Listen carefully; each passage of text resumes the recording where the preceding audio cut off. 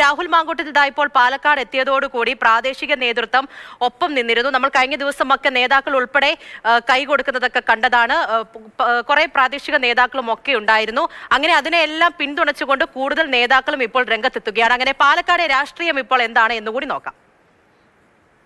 രാഹുൽ പാലക്കാട് മണ്ഡലത്തിൽ സജീവമാകുന്നതിനിടെയാണ് CPM ജില്ലാ secretary ഷാഫിക്കെതിരെ പുതിയ ആരോപണവുമായി, ഗുരുതര ആരോപണവുമായി രംഗത്ത് വരുന്നത്.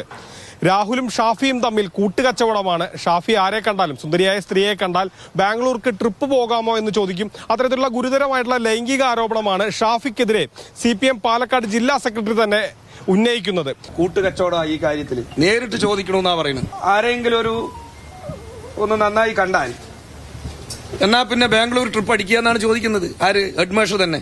ഹെഡ്മാസ്റ്ററിന്റെയും മുകളിലുള്ള അധ്യാപകരാണ് ബാക്കിയുള്ളവര്. അതുകൊണ്ടാണ് ഇയാൾക്കെതിരെ അക്ഷരമിണ്ടാത്തത്. എന്ത് തെളിവിന്റെ അടിസ്ഥാനത്തിലാണ്? ഏതെല്ലാം തരത്തിലുള്ള തെളിവുകൾ അദ്ദേഹത്തിന്റെ പക്കലുണ്ട്? ഇത്തരത്തിൽ ഷാഫിക്കെതിരെ ആരെങ്കിലും CPM-നോ അല്ലെങ്കിൽ ഏതെങ്കിലും പോലീസ് സ്റ്റേഷനിലോ പരാതി നൽകിയിട്ടുണ്ടോ തുടങ്ങിയ വിവരങ്ങളൊക്കെ തന്നെ അദ്ദേഹം സ്വാഭാവികമായും പുറത്തു പറയേണ്ടി വരും.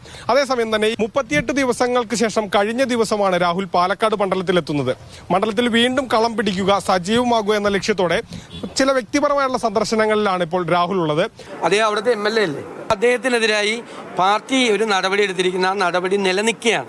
അത് പാർട്ടി മുതിർന്ന എല്ലാ നേതാക്കന്മാരും പരസ്പരം കൂടിയാലോചിച്ച് എടുത്തൊരു നിലപാടാണ്. അത് എപ്പോഴാണ് അത് പരിശോധിക്കേണ്ടത്? ആ സമയത്ത് പരിശോധിക്കും. ഇപ്പം അതില്ല.